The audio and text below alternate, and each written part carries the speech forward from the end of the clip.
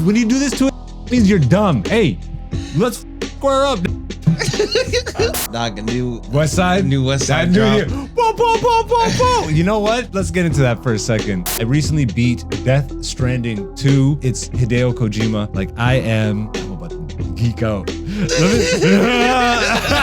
Metal Gear Solid, bro, is one of the most prophetic pieces of art, period. So I always have to drive 45 for an open mic. I can't really lollygag. How did you make the jump from open mics to getting booked? Been doing stand-up for about 2 years, getting better, but need more time at open mics overall. I've noticed a lot of the newer comedians aren't even looking to have a type 5. Crowd work. Crowd work. I'm trying out a bit. They do it one time. You go up on stage and all your laughs are 3 out of 10s.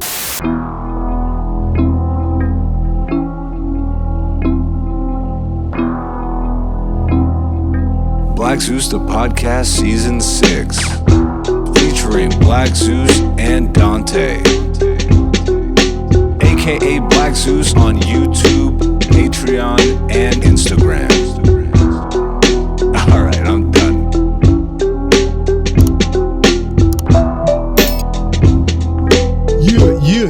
Yeah. What's going on, beautiful people? Welcome back to another episode of Black Zeus the Podcast, Season 6, Episode 33. Hope your last 7 days were beautiful. Hope your next are even more than your last. I'm your boy, Black Zeus.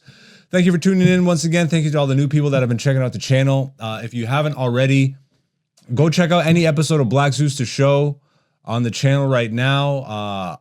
An in-depth look at what it is to be a comedian on the come up this day and age. We got shows all over the place. Most recent episode was our trip to Texas. Go check out the latest clips on the channel. Lots of reels, shorts, lots of clips. You know, we're trying. We're moving along here. And this is the place to be if you're a fan of comedy and you want some authentic dialogue about that. All right. Now with some of that housekeeping out of the way. Also, go watch live comedy wherever you are. If you can't support us personally, locally in the Toronto, Ontario area, then just go support live comedy in your local area because the next greatest person is literally in your neighborhood and they just need some support. How about that? Now, with the housekeeping out of the way, ladies and gentlemen, let's roll right on into the episode. I don't do this alone. I got the number one producer in the game. Dante's in the studio.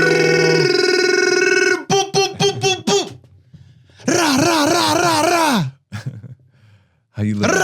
Okay. How you living, bro? Less nightly favorite. Oh my God. 1 week off the show and you come back a goon. What happened, bro? Why end out? Dog, a new Westside? New Westside drop.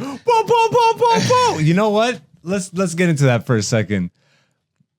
It was okay to me. What'd you think of the project? Heels Have Eyes too. I liked it. I feel like there was less tracks that really like resonated with me on this one. Yeah. Off first listen. Usually I'm like, oh, at least half the album I'll be like, oh damn.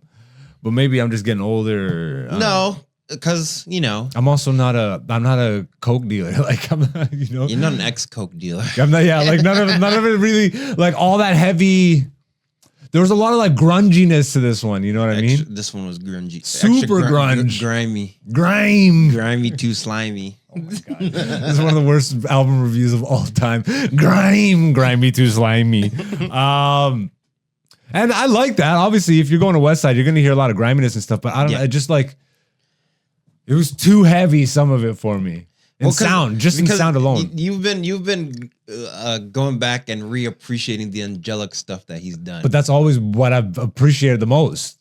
I know. Is the soulful sound. I know, but I like the boom bap shit, but I like that song with Benny.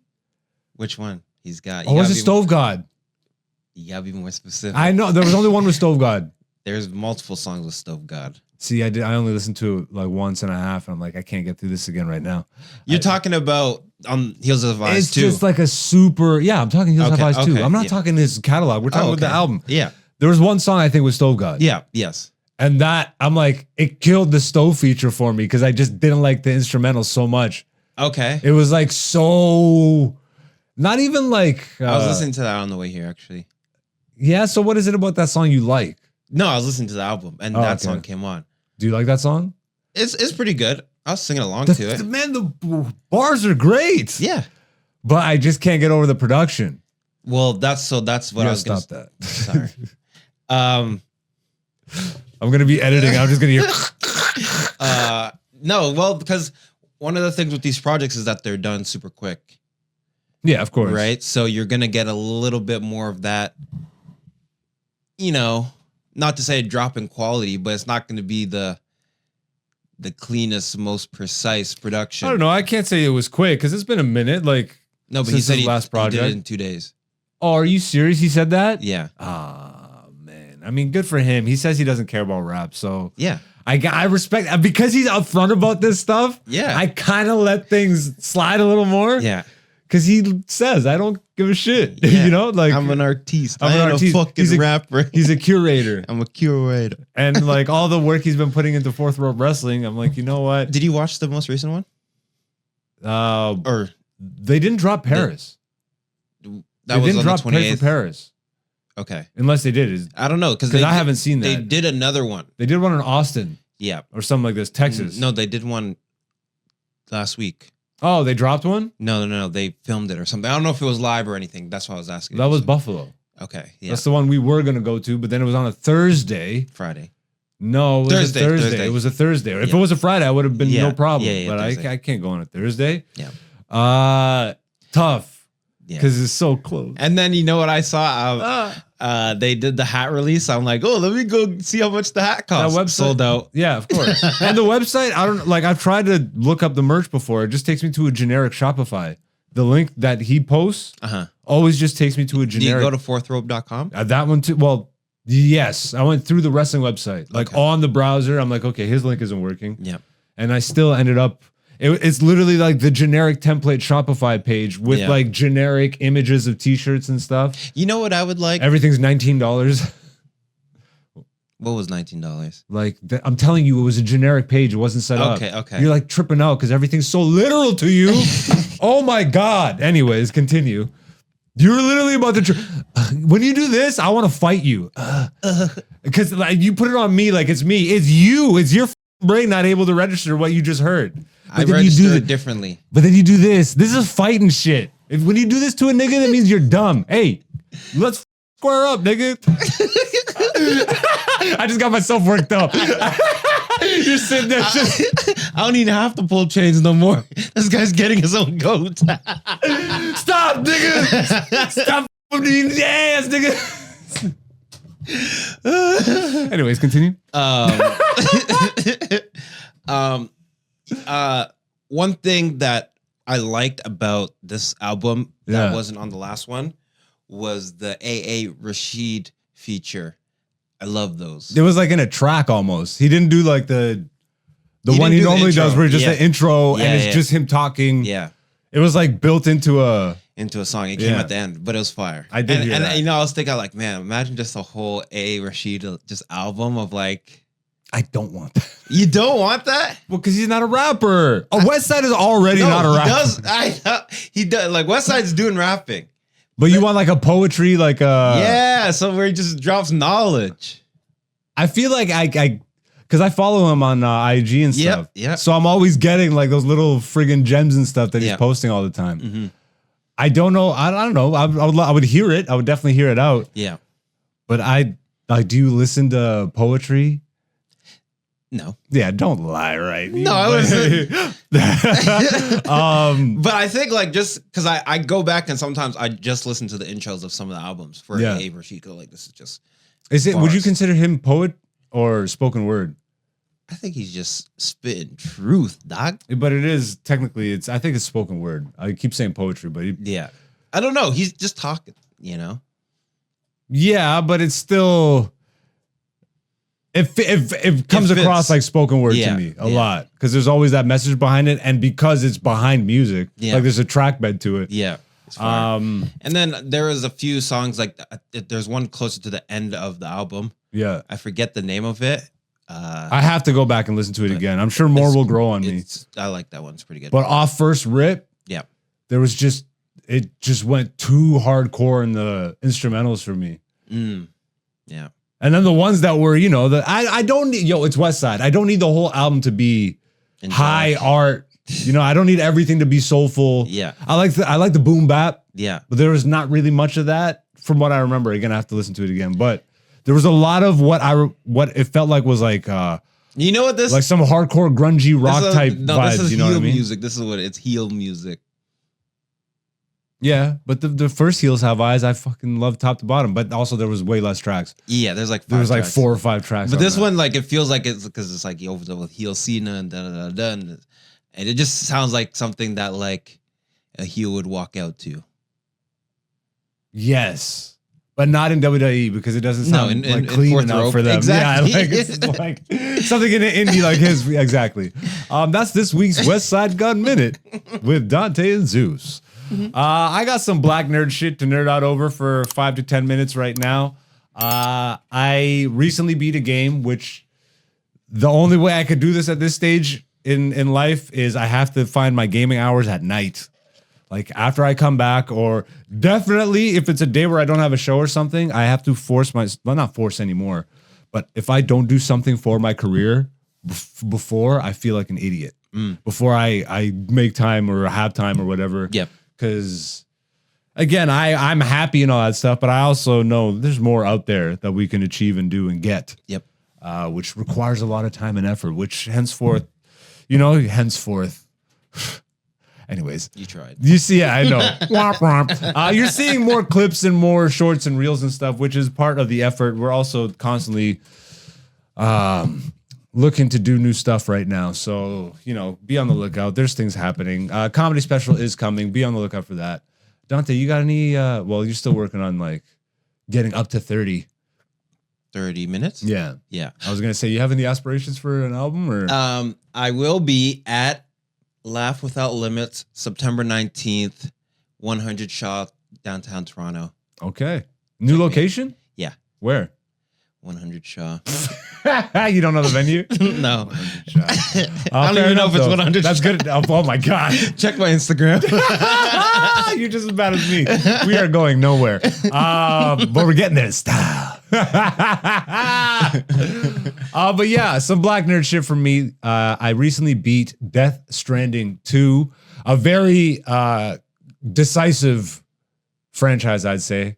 Very controversial in the gaming sphere. Oh, come on, game sphere. Most people just think it's a walking simulator. If you haven't played it, I, for the longest time, thought it was a walking simulator. When I got my PS5, I finally am like, you know what? It's Hideo Kojima. Let me give some backstory first. Like I'm about to geek out. Let me give you some backstory. Hideo Kojima, bro, is one of those guys that to me, like, defines video games as being art. Okay. He is an auteur. He even admits himself, like, his obsession and love of movies and cinema and stuff kind of, I think, overtakes gaming. I'm pretty sure he should be making movies at this point. His games are movies, though. His games are absolute movies. Yeah. Metal Gear Solid 4 holds the world record for the longest cutscene in a video game. It's like 70 minutes uninterrupted. It's the end of the game. Okay. And Metal Gear Solid 4 is the end of the timeline of Metal Gear Solid. But it's Kojima, bro. Metal Gear Solid, bro, is one of the most prophetic pieces of art. Period.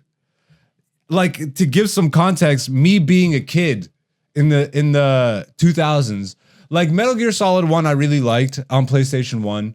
And they each have a theme, right? Like Metal Gear Solid 1 is all about genes, genetics, and how you pass on genetics. Metal Gear Solid 2 is all about memes. Like, bro, I was in like the early 2000s before 9/11 or just after 9/11. I'm watching a cutscene which today still, if you just type in Metal Gear Solid 2 memes cutscene, they literally break down everything about the internet and where we were going. In this video game I was playing, like, they had to take out the Twin Towers because it came out like just at that time, you know what I mean? And there was a lot of foreshadowing type stuff, which if you look at media around that time, there was a lot of that, conspiratorial foreshadowing.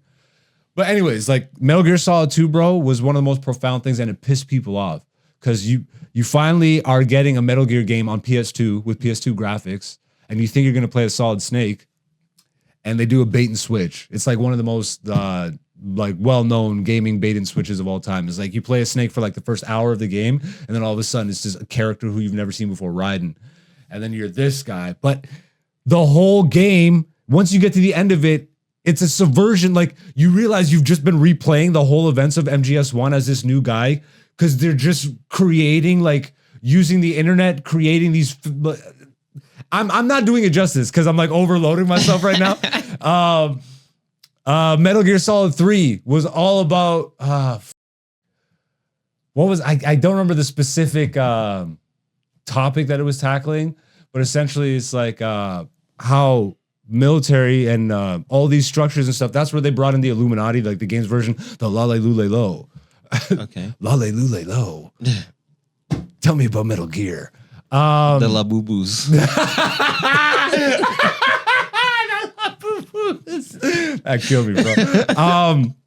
How they just use soldiers to freaking get things done, and essentially, like, the end of the game is one of the biggest revelations of all time. I don't even want to spoil it because I'm already kind of butchering what this game was even about. Yeah, but you realize in the end, just the amount of lies and hoops that they, you know, like the conspiratorial, the governments, the shadow people, all of them are willing to go through, just use and throw people to get as a means to an end. Yeah. You know what I mean? Like, bro, one of the most beautiful and brilliant endings to a video game ever, bro. Like, ever. Metal Gear Solid 3 Snake Eater, which they just re-released. So if you're looking to get into that, Metal Gear Solid 4, bro, Guns of the Patriots, my favorite one, not everybody's favorite, but the really high, it's up there. Metal Gear Solid 3 is probably the most widely known or recognized as the best. Metal Gear Solid 4 talked all, and you got to remember, this is like on PS3. Yep. Like, this is forever ago. They're talking about PMCs, like personal or private military corporations and stuff. Like, the opening of the game, Snake is being redeployed, and the game came out, but they all came out in different, like, sequential order and timeline. Okay. So, like, Metal Gear Solid 1 isn't the beginning of the Metal Gear Solid timeline, and Metal Gear Solid 3 wasn't the third. Metal Gear Solid 4 is the end. Yeah. And then Metal Gear Solid 5 was like the beginning. It was like, it was, but 4 was talking all about they deploy Snake back into combat, and he's sent to the Middle East. And in the Middle East, it's just, there's no like government soldiers. It's all private military. And like all the, like, they all have nanotechnology in them. The guns you can only use with the nanotech, so you can't even unlock a gun unless you have the nanotechnology. And like, bro, again, what's happening right now? Palantir, all this shit. What? Oh, Palantir, and just you know, I thought you said Palpatine. I like Palpatine. no, you die. It's close enough though. Close, bro. I'm pretty sure Palpatine is their muse over there. Like, they got posters of this guy everywhere. Metal Gear Solid 5. Which goes and ties back into the it goes into nukes, like nuclear history and all that stuff. And there's other ones, the PSP and all that stuff. Like, that's just the Metal Gear history. Yeah. So just to give you, like, I love Metal Gear. I love Hideo Kojima. I love the worlds he creates. The stories are top notch. Just because they're video games, like, they play better than a lot of movies, especially in their field, like espionage. Like, his main inspos are all cinema. So it's like the 007s, or this and that and this and that. I hear about Death Stranding. I'm watching it and I want to get into it. This is when it first came out. And there's nothing about it other than me knowing it's a Kojima game and I'm going to love the story. I'm like, this game looks terrible. And then everybody on the internet's just chirping. It's just a walking simulator. It's just a walking simulator. And that gets to me. Yeah. I go through the entire PS4, like, to the end of the cycle without playing Death Stranding. And then Death Stranding 2 is being marketed and it's coming out. And I'm looking into it and it piques my interest. So I go back and, like, I pretty much spoiled all of Death Stranding for myself before I played it, and it still didn't ruin how actually incredible that game ended up being. Okay. Perception is nothing. It's not reality, yo. Because everybody who's never played it is saying it's a walking simulator that carried over to me. I'm like, this is just a walking simulator, knowing that this guy has created moments upon moments upon moments in my entire life in terms of gaming history and just like meaningful, impactful art. And finally, I got the PS5. I'm like, I got it for pennies, bro. I got the physical copy of Death Stranding 1. And finally, I'm like, let me get through this. And I can't lie, the first 3 to 4 to maybe 5 hours, you really are like walking. Well, it's walking, but like you're wondering what the hell you're doing with your time. There's that's just to weed out the casuals. I guess the pacing was off. Like the pacing was kind of atrocious, which a lot of people do also say. There's the ratio of gameplay to cutscene was just so off for the first however many chapters, and then it really started to even out. Like you could see, and I had the Death Stranding director's cut. Okay. So he actually went back and started adding and fixing a lot of that stuff already when they did the PS5 re-release. So I already experienced kind of the better version of that. And you can see where Death Stranding 2 is going because some of those ideas were trickling back into it. I still ended up loving the actual gameplay. Forget the story. The story is amazing. And it like, he's doing it again in the sense of, without kind of going into huge spoilers, but like connecting the world. This is like post-apocalyptic, essentially like America, the first one is the US. And he's a porter, which is delivery guys. And there's a bunch of delivery guys. And he's literally just reconnecting the remaining people that still exist in this reimagined, terraformed, completely destroyed, obliterated America.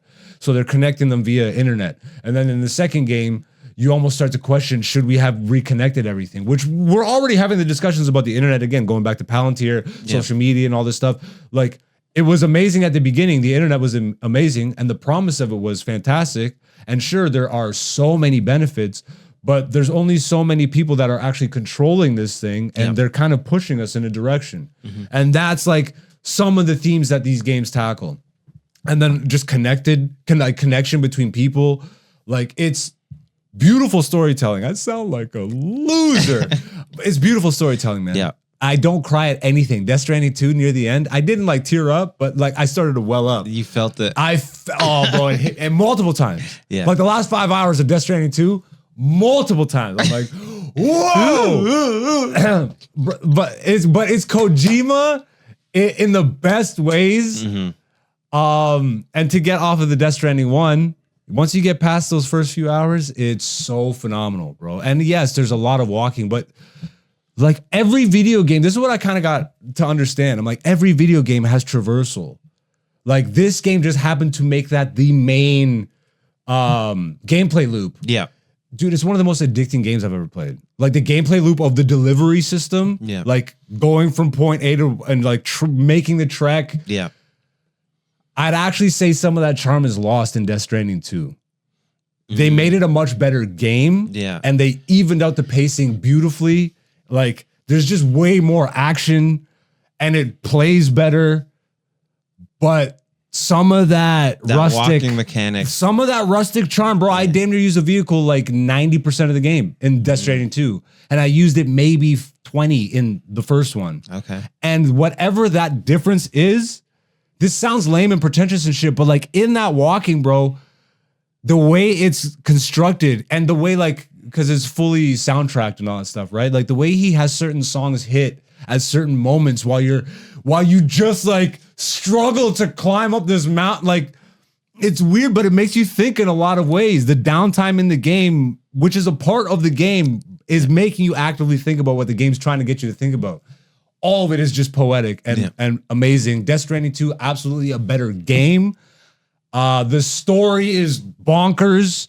Probably the absolute most insane shit I've ever seen in a video game. Easy. I can say that easily.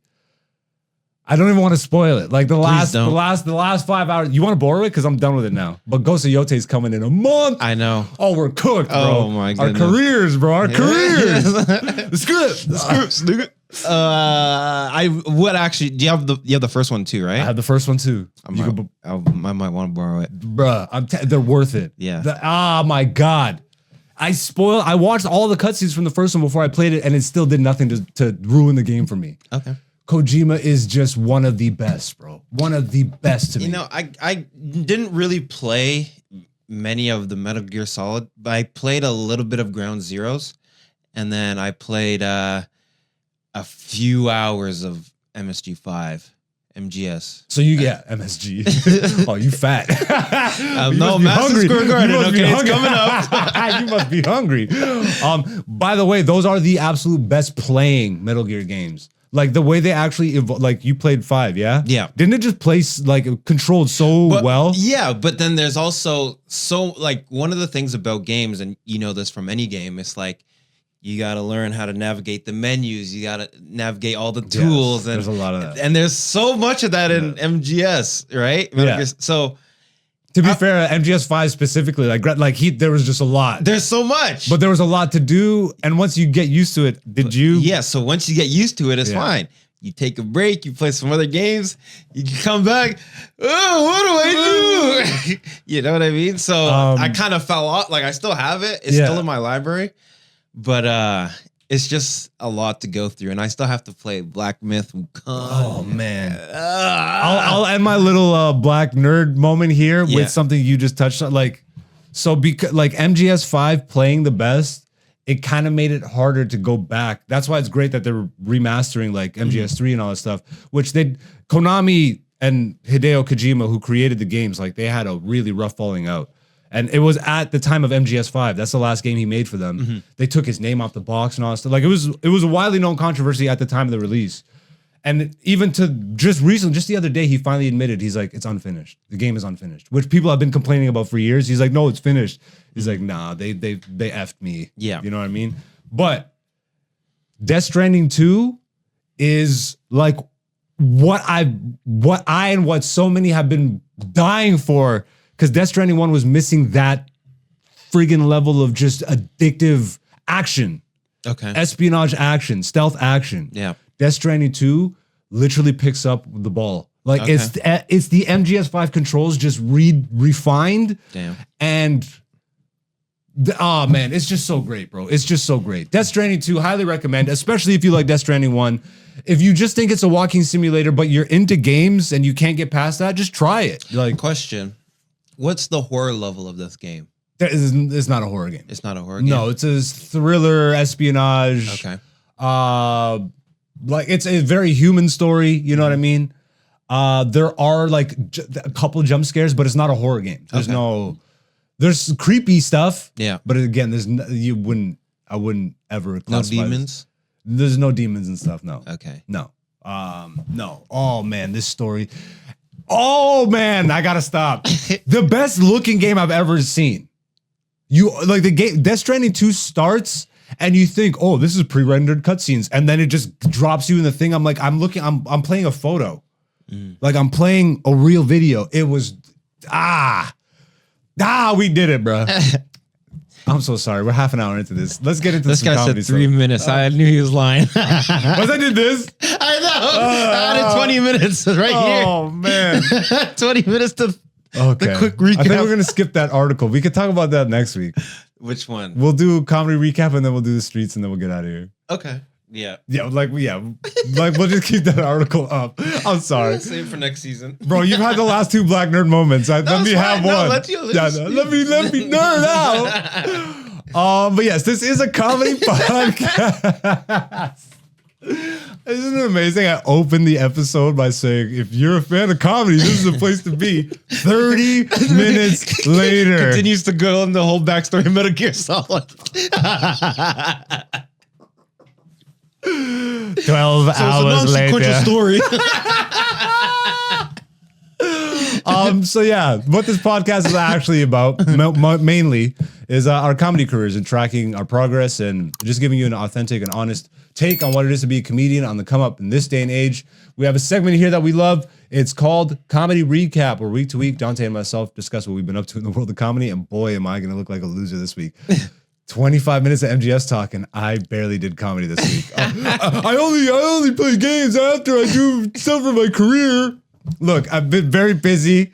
My car fucked up. I had to fix that. All right. I've been editing like crazy, and I kind of lapsed in booking this week. So my friend Dante here, who is a comedian also, once again, saving the segment. What'd you get up to in the world of comedy, bro? I did. What did I do? Oh no! Oh no! Did we talk about Trenton last time? Trenton? I don't think so. So I went to Trenton with the Laugh Without Limits guys. I don't think we talked about that. No. Okay, because I wasn't here last week. So then, correct. But yeah, so did that. That was fun. Drove like 2.5 hours to Trenton, small town. Little road trip. What What was the venue like? In a small town like that, was it a bar or? It was like a bar restaurant. Okay. Deal. Do they do live stuff there? They had a Was stage. there a stage? They had a stage. In a small town, usually you have like a bar, a couple bars that. Yeah. Like that's the entertainment district. Yeah, that one spot is the entertainment. Yeah. What's the population in Trenton? 16 to 20K. That's bigger than I thought, but okay. Yeah. So yeah, I did, nice 7 minutes. Okay. It was nice. There was one section where, I tried a little bit of something, but this goes to, I guess, my skill in reading the room, right? Because I did a joke about, when black people, but then no black people live in Trenton. Yeah. So like, have you encountered that a lot? What? And like, cause you've been in it a little bit now. Yep. I find that when you are a comedian that just sticks to like one market, you don't know how to relate to smaller markets.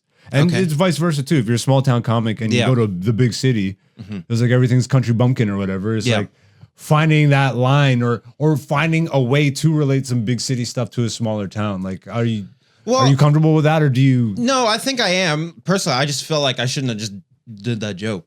Yeah. In general, right? Because I'm like, oh, you guys know when black people. Yeah. No black people.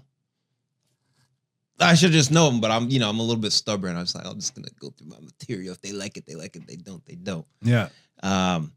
But I do think I have a little bit of an edge because I do go so many more places than other comedians in my class, I would say, do. Right? Most of them, like the ones in Toronto, I'm like, yo, you should come out to Hamilton. They're like, no. The backroom goons? Not even the backroom goons, but like some people at the workshop. I'm like, yo, you guys should come out to Hamilton, just come see a different scene. Yeah. No interest. Really? Yeah. They'd rather no stay interest. I mean, for an open mic, I get it. Oh man, I don't get it.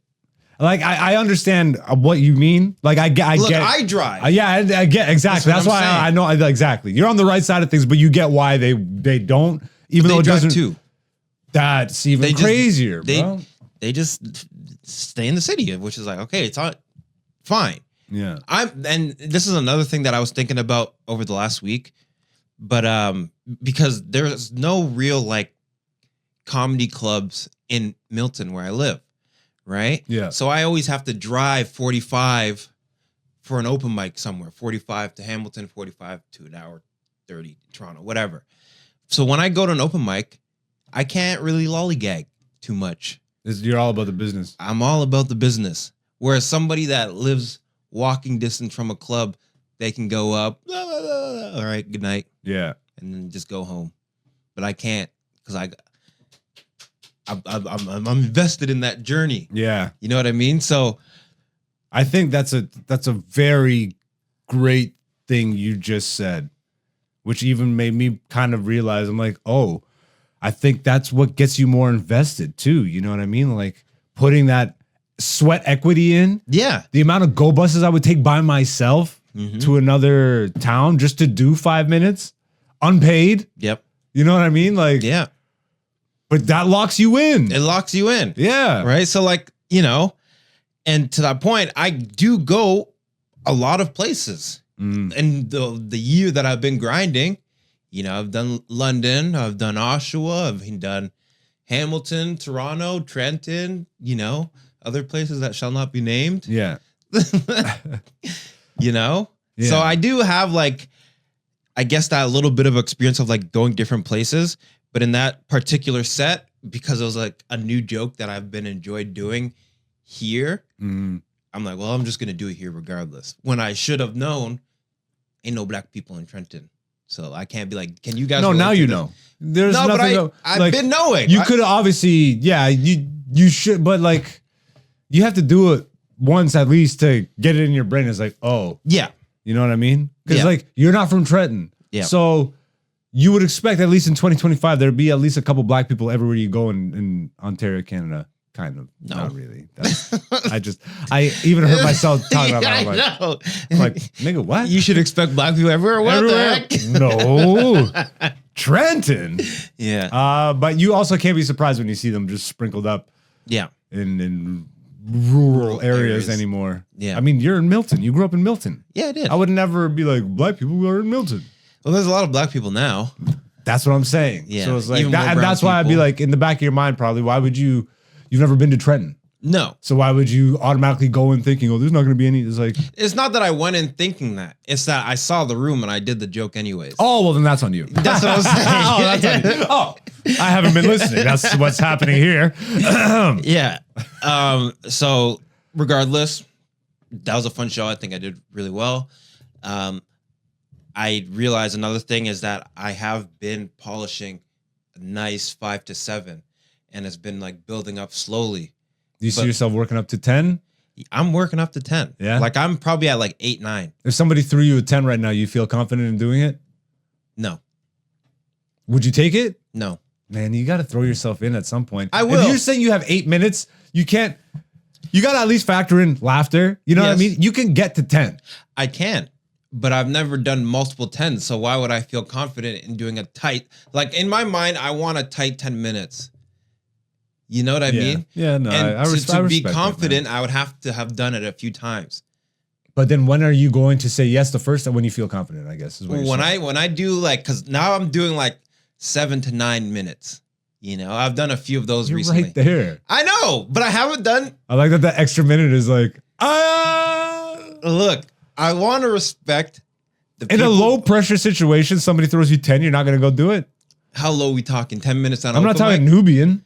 Okay, so then where? Just like regular show of friggin' the Comedy Lab or Back Room or something. Like, yeah, we got a 10-minute spot.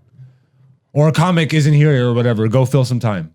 No, I wouldn't take that. You're, Not yet. I respect it and I understand, but I'm working my way. I'm close, right? I'm getting. but close. don't you also kind of have to fail to win? Yeah, I get what you're saying. Yeah. You know, sometimes you gotta reach for the ledge and miss and fall to your death. But you know, my arms aren't long enough to almost To box with God. No, my point is I'm at like I can do 7 to like 8, 9, you know, pretty comfortably. You're driving me crazy right now. But 10. But- don't ask me to do 10. Look, You can do 7 and 9 comfortable. And you're not like, which means you can do 10. Maybe like there's some discomfort, but you could definitely do 10. I'm not saying I can't do 10. I can. Yeah, you just not It's just not going to be tight, tight. like just The Tuco of comedy. yeah. What else did I do this week? Canvas has been rough the last few weeks, It's getting cold again, so hopefully things start to pick up. but it's just been like rough, like one audience member. But it's And are they there for comedy? Like they stick around, or was it just someone that was at Canvas? the one was just they were there. Then the other day on Wednesday, 3 people pulled up. That's got to be tough if you're the only one there and you didn't know there was just a show. Yeah, A and lot so of people they're just feel obliged to. yeah. I don't want to be rude. Yeah, so and they're afraid to laugh because they're the only non-comic there, right? But what it's helped me with is because now I'm in a situation where I can't just stick to my jokes because doing them in that situation, aside from practicing saying the words, I'm not really gonna get much out of doing that. Yeah, you just look insane. Yeah, so I've been Just rifling through jokes to one person. Just staring at them. And my next bit, airline peanuts. But so now in those situations, I've been getting a little bit more comfortable in just playing around, right? So like in that situation, I kind of have to lollygag a bit because what else can I do? Do you like, so how do you do it? Do you talk to them? I talk to them. I'm like, you got any questions? But then you also got to be weary of when they're the only person and everybody's talking to them. yeah. But then you talk to like some people that are just walking through and they're leaving. Like the other time, I'm like, hey, do you da da da da? They're like, no. I'm like, all right. But that got a big laugh. All right. You know what I mean? So it's you just have like to those kind. You just got to interact with the grasping room. at everything in the room, just because there's so little. Thursday, tried out a new bit, went well. Okay. So now I can start to add that towards building up towards that 10. You know what I mean? So Every little bit helps. yeah. Hell yeah, bro. I had something I was gonna say, but F it. We'll move on. Is that all you want to say? Yep. All right. Moving on to another segment we do here, ladies and gentlemen. Sometimes you love it and sometimes you hate it. In these comedy streets, regularly, Dante and myself hit up the stand-up pages on Reddit or any random, mostly Reddit. And then we look at what people are discussing in the world of comedy, and then we pick the ones that we're most interested in and give our 2 cents. This week is no different. Going to r/standup, posted by Jack the Wolf 71. How did you make the jump from open mics to getting booked? Been doing stand-up for about 2 years, getting better, but need more time at open mics overall. Curious how some of you who've made the jump started getting booked. And before we look at the responses, I mean, it's pretty much just what you talked about. What? Like just doing it. Yeah. I think you eventually just keep building up time and material and strength and confidence and entrenching yourself in the scene. Sure, you could be a person that goes and asks people, but if you ask too many people before you're ready, you will expose yourself and you will not get booked for possibly quite a longer period of time after that. So just entrench yourself in the scene and get as good as you can. Surround yourself with some homies that are like-minded. And eventually more established comedians will see you constantly making the effort, getting better, and be like, I got a show for you. I got a show for you. Or you can also, if you got the confidence and you think you can back it up, approach some people with some time in, I would imagine. Don't just think you can go and do 5, 10 off the top, but you're like brand new into this. You kind of have to go through the motions. There's also the strategy of a lot of new comics now, just put your own show on. And I have a whole series of thoughts on that. But yeah. 20 minutes later. If you are not there yet, I don't think doing that ahead of time is going to help. Neither you, sure, you'll get more stage time maybe if you find the venue, but you're going to destroy a venue and potentially an area that comedy already exists in, and bring down the appeal and the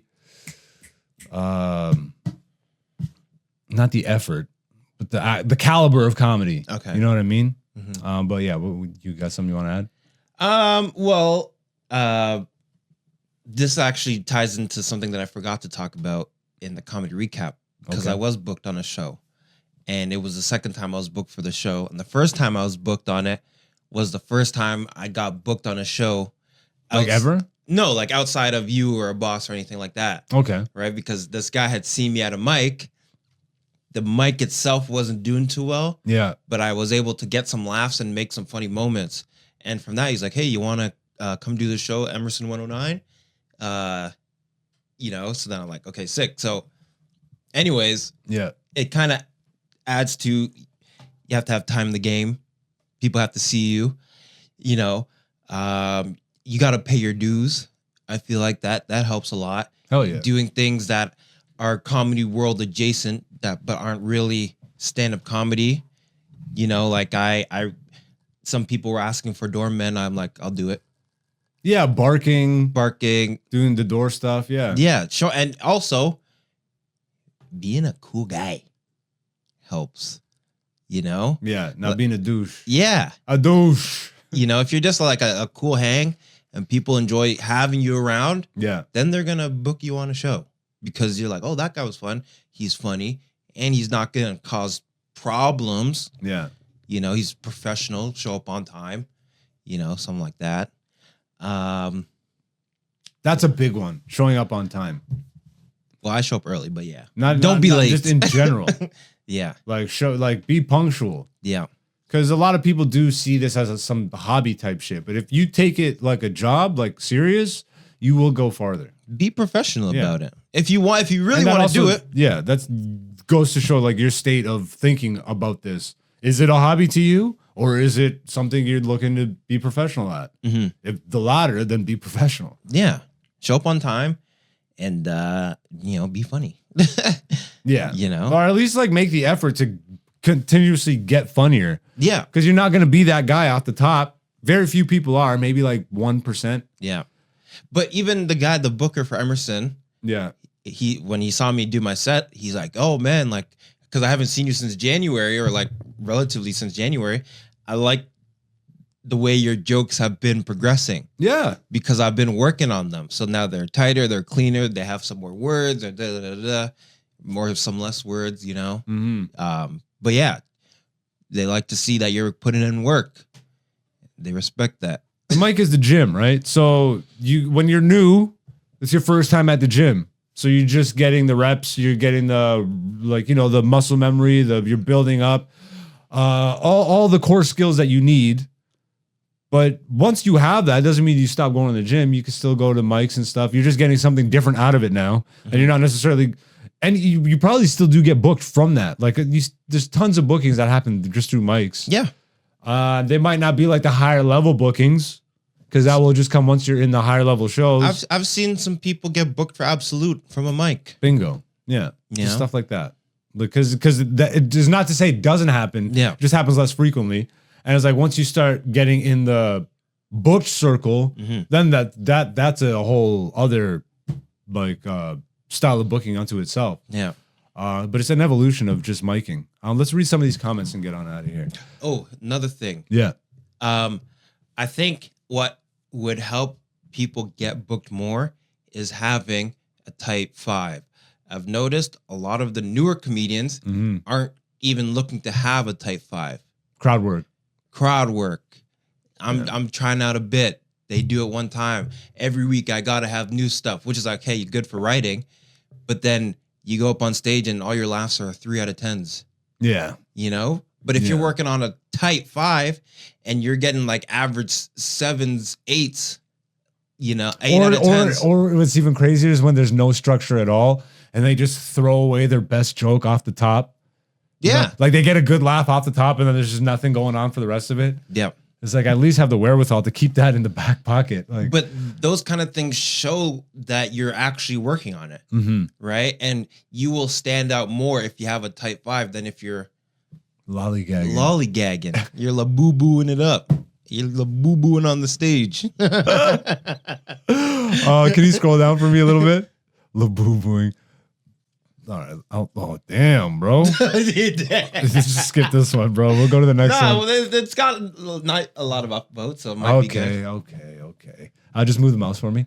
Ideally, you grind mics until eventually someone asks you to hop on a bar showcase. The reason for waiting is to have strong certainty that the first bar show guesty will be good. Oh, guest spot. Yeah, I'm like, the way is that how you write guesty? I guess.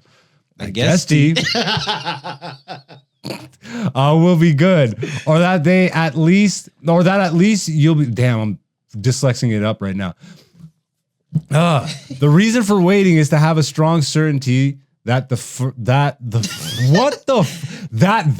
first bar show guesty will be good, or that at least you'll be bringing strong material. Producers will sometimes say yes to people who are enthusiastic and annoying and not yet ready. Then perhaps such people feel good about having been booked. The goal is not to feel good about having been booked. The goal is to feel the incredible, absolute, divine, and chemical high of making the audience laugh.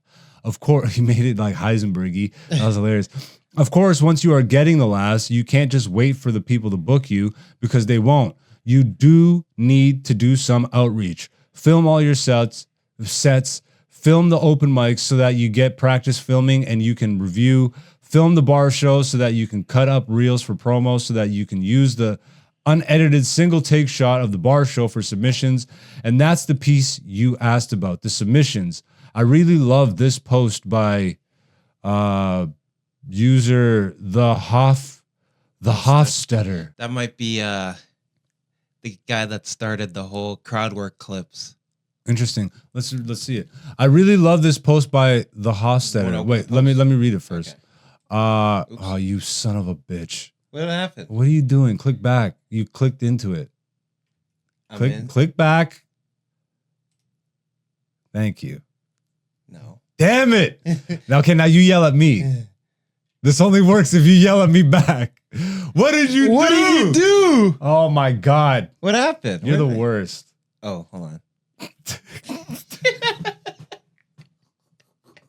All right, there you go. Yo, yell at me real quick. No, it's good. Ah, I clicked on it. That was damn, my I look mistake. like an even bigger piece of shit now. I swear he gets his licks. Bro, I freaking get Hey, chirped. yo. Now, I'm going to edit the shit out of that. He gets his chirps in. Yo, this podcast is canceled. I really love this post by the Hofstetter, who, yes, is him, from over a decade ago. The tone of this message is straightforward and professional. You're not bragging about the accomplishments you don't have. You're not begging. Note that Hofstetter recommends not including that booking clip with the first email you send, which might feel counterintuitive, but is actually the right way to go. If a booker sees a message in that format, it's quick and easy to respond. If you attach a video, their best intention might be to watch the video, but they might need to do it later, which is a time that never comes. Most of the time, this will not work. Leave them alone. Reach out once a quarter or every 6 months at most. Reach out more broadly and expand beyond your local area once you're saturating the local producers with your annoyance or once you're getting more consistent bookings. Do you want to read one? Because that was a mess for me. Be easy to deal with. Be on time. Don't go over your time. Ooh, we didn't even cover that. Well, that yes, for sure. But that's Bro. under be professional. Yeah, but no, that needs to be its own. Like, it needs to be said, bro. Yeah, it does need to be said. The amount of people that don't respect that shit.